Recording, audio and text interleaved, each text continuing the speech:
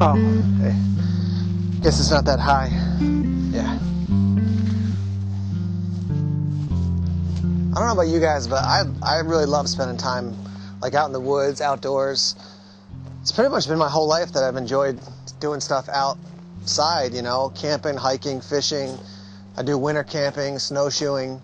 There's just something about being outside that you get to see a whole different side of creation and I think who God is. And it's cool because you get to see both the hugeness of who he is and also the real delicate side and intricate side of who God is as well. I can remember years ago, a buddy of mine, he and I went out to the western part of the country, toured a bunch of the national parks out there. And we went to Rocky Mountain National Park, and we were out there, we asked one of the rangers, what's a good place to see the wildlife? Like, where's a good place we can just kind of hang out and see some of the nature that's out there? And he told us about this one field. It was kind of below a range of mountains off in the distance, and he said, go in there in the evening and you can see lots of elk. So we thought we'd see, a bunch of elk. We went out there, and I kid you not, we probably saw 3,000 elk. This huge herd just filling up this huge, huge field. And it gave you this amazing sense with all these elk, which are really big animals in the first place, even though they look small in the distance. These huge mountains off in the distance, there's snow on the top of them. I can remember a little cabin that was by a stream. And I sat there going like, wow, we're really small, and the earth and the things that God made in nature are really, really huge. Another time I was out in California, I was with my buddy Nathan. His last name's Oxner, so I call him Ox. And as you see these videos, you may hear other stories about him. So when I talk about Ox, I'm talking about my friend, not a huge animal that's supposed to be working on a farm or something. But anyhow, Ox and I were out in California in Sequoia National Forest. And we went hiking, and we thought, well, we're going to climb this mountain that we see off in the distance. And the first day, the hike-in was pretty strenuous, but it was good. We camped overnight. And the next day, we're hiking through this beautiful forest and out into some alpine meadows. And we get to this one spot where the path breaks off. And there was a path that just kind of ended at the edge of the woods, and the other one went around in a long distance to the top of this mountain. But we looked and we said, if we just kind of push through these little branches and bushes, we can easily make it up to the top of the mountain. So when we started hiking, it was kind of stuff like this. It was just this little brush, and we would push through it, and every once in a while you run into something that's got thorns and you have to work around it, but no big deal. Eventually though, it changed a little bit and it started to get a little bit bigger. So as we're walking, the branches are getting bigger, and it starts to be the trees like this big.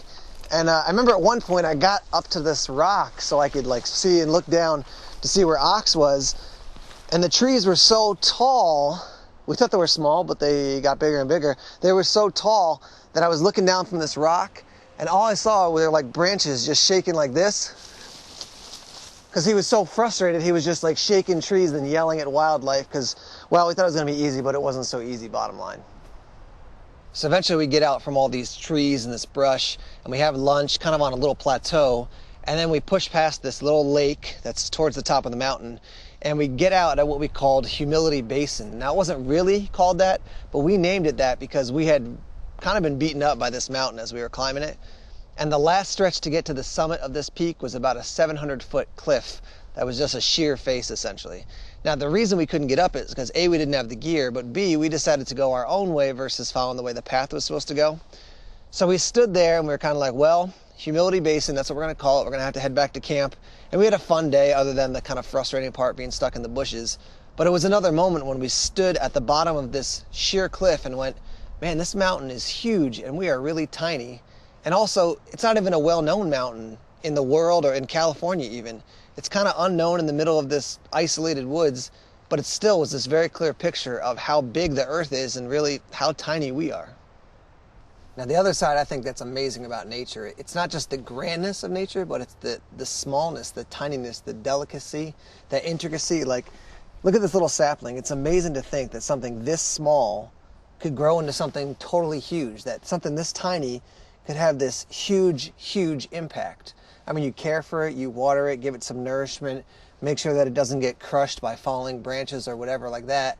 And all of a sudden, man, it grows into something that's absolutely enormous.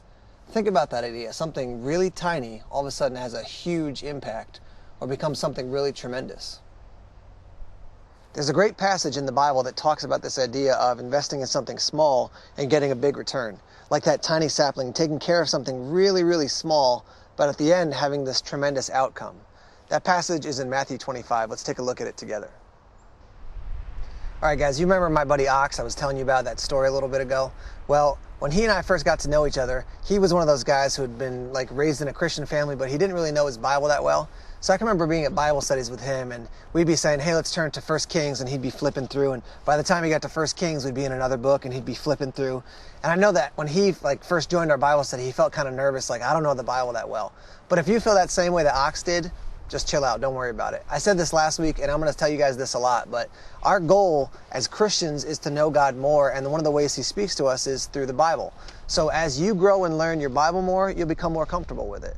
But don't feel stressed out if I say, hey, turn to this certain book, and you're thinking, I don't know where it is. Open up your table of contents, look it up, and then turn there with us. Again, the goal is that we grow in our relationship with God, and every step you're taking closer to him and getting to know his word better is moving in the right direction. All right, so we're looking at Matthew chapter 25 and verses 31 down to 40. I'm just going to read it for us. It says, when the Son of Man comes in his glory and all the angels with him, he will sit on his throne in heavenly glory. All the nations will be gathered before him, and he will separate the people one from another, as a shepherd separates the sheep from the goats. He will put the sheep on his right and the goats on his left. Then the king will say to those on his right, come, you who are blessed by my Father, take your inheritance, the kingdom prepared for you since the creation of the world. For I was hungry, and you gave me something to eat. I was thirsty, and you gave me something to drink. I was a stranger, and you invited me in. I needed clothes, and you clothed me. I was sick, and you looked after me. And I was in prison, and you came to visit me. Then the righteous will answer him, Lord, when did we see you hungry and feed you, or thirsty and give you something to drink? When did we see you a stranger and invite you in, or needing clothes and clothe you? When did we see you sick or in prison and go to visit you? The king will reply, I tell you the truth, whatever you did to one of the least of these brothers of mine, you did for me. So when we look at this passage in Matthew 25, there's some pretty key things that I want us to look at and kind of pull out. The first thing is, look at verse 31. It says, when the Son of Man comes in his glory and all the angels with him. Now that's a picture of Jesus coming back essentially at the end of time. Think about this idea. Last week we talked about when Jesus starts his ministry, how he kicks it off by saying, I'm here to help those in need. And then this is an image of Jesus coming back at the end of time and saying, hey, when it all comes down at the end, here are some really important things I want you guys to be aware of. And then he goes on to say, if you care for those people who are in need, poor, oppressed, it's like you're caring for me. That's an unbelievable thing to think about. I mean, there's not many places in the Bible that Jesus says, if you do this to this person, it's like doing it to me. Think about the opportunity God gives us. To care for someone who's in need is like we're caring for God. To love someone who's in need is like loving God. Like that tiny little sapling we saw before, even though it's a really small thing, it can grow into this enormous tree. And just a little love, a little care, a little compassion for someone who's insignificant in the world's eyes, Jesus says, no, it's not insignificant. That's a huge thing, because caring for those people is like showing that you truly love me. When I went to college, I went to school at Ithaca College in Central New York, and right next to my college was Cornell University. Now you may know the name, it's a really big school, it's in the Ivy League. Cornell University is home to one of the biggest rock climbing walls really in the US, and it's the biggest one that's made of real stone east of the Mississippi, so it's a really big deal. The first time I went over there to go rock climbing, I was with this guy that they actually called Spider-Man. He was my instructor. He was such a good rock climber that was his nickname. And as he was teaching us about rock climbing, he was talking about the rope, and he was saying, I know a lot of people get scared when they're thinking about falling, and this rope catching you, but this rope can pick up a vehicle. It could pick up a car. It's one thing to think about, okay, he told me that, and it seems like it's pretty strong. It's one thing to say you believe it, but it's another thing when you get onto the rock wall and you see this hold you want to reach out to, but you're thinking, well, if I can't reach it and I fall, can the rope really catch me? That's when you get challenged to really say, okay, do I honestly believe that the rope is really strong enough if I don't reach that hold and I go tumbling towards the earth? Will it, carry my weight, essentially? Now, another story connected to that is this past April, I flew over to France because my brother lives over there and he was getting married. Now, on the ride back from France to the US, I flew from France to London and then from London back to Boston.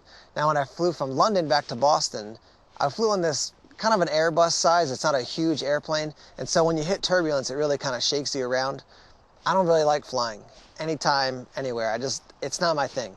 But when I look at the statistics, it says like, well, flying is safer than driving. And when you look at like millions and millions of people flying every year and all these planes all throughout the sky and very, very few accidents, statistically, it's a really safe thing to do. But still in my gut, I'm like, nah, I don't know. I think I'd rather be driving. And if they had a really long road between here and France, I probably would have taken that instead. All right, so what does rock climbing and flying, what do those things have to do with this passage? Well, here's what I'm trying to hit on. It's one thing to say you believe. It's another thing to have your beliefs impact the way you live your life. Like, for example, if I'm rock climbing, it's one thing for me to say, I trust this rope will catch me and that it's strong enough to hold me if I fall. It's another thing for me to really climb like that. It's one thing for me to say, I understand the statistics about flying and that it's the safest form of transportation out there. It's another thing when I'm on the plane to really feel that in my heart to go, okay, I'm safe, everything's going to be fine, no problems. Now, in the same way in this passage, Jesus is saying, you know what? There's religious people out there who say the right things, who look like they're doing the right things when it comes to their appearance, but when they actually live their lives out, do they get what the gospel really is? Because we understand that the gospel is about helping those people who are in need. There's a spiritual depth to the gospel, and then there's this very hands-on, practical side of we got to help those people who need help. Jesus is challenging us in this passage to say, it's one thing to say you believe, but I need to see it in your actions. When I see you care for the poor, care for the needy, then I know you really get and understand the gospel, and in turn, you really understand who Jesus is. All right, so here's the bottom line. This passage tells us that if we want to care for Jesus, show him that we really love him, one of the best ways to do it is to care for those who are in need. Jesus says, by caring for people who are in need, poor, oppressed, naked, hungry, in prison, by doing that, it's like we're caring for him. But then he follows up by saying, you know what, guys, it's one thing to talk it, but I need to see you walk it. It's one thing to act really religious with your words, but I need to actually see that you get who I am as God, and then that's going to impact how I live my life. Let me close by saying this. If you feel like God is maybe distant, or Jesus is this strange concept out there, but he's not personal to you, one of the best ways to get close to God is by reaching out to those people in need. Because Jesus says when you care for those people and you look them in the face, it's like looking him in the face and caring for him. Thanks for checking out this video. We'll see you guys next week.